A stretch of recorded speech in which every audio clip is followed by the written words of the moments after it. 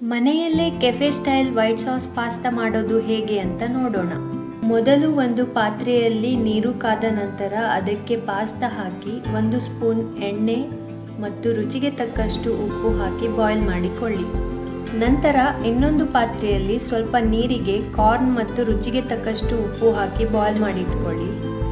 ಈಗ ಒಂದು ಪಾತ್ರೆಗೆ ಸ್ವಲ್ಪ ಬೆಣ್ಣೆ ಮತ್ತು ನಿಮಗಿಷ್ಟವಾದ ವೆಜಿಟೇಬಲ್ಸ್ ಜೊತೆಗೆ ಕಾರ್ನ್ ಹಾಕಿ ಫ್ರೈ ಮಾಡಿ.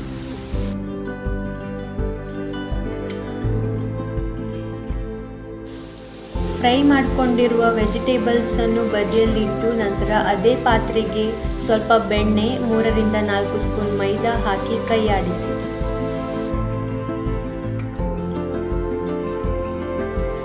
ನಂತರ 2 ಕಪ್ ಹಾಲು ಹಾಕಿ ಗಂಟಾಗದಂತೆ ಮಿಕ್ಸ್ ಮಾಡಿ ಆ ಮಿಶ್ರಣಕ್ಕೆ 1 ಸ್ಪೂನ್ ಆರೆಗ್ಯಾನೋ, 1 ಸ್ಪೂನ್ ಚಿಲ್ಲಿ ಫ್ಲೇಕ್ಸ್ ಮತ್ತು ರುಚಿಗೆ ತಕ್ಕಷ್ಟು ಉಪ್ಪು ಹಾಕಿ ಮಿಕ್ಸ್ ಮಾಡಿಕೊಳ್ಳಿ.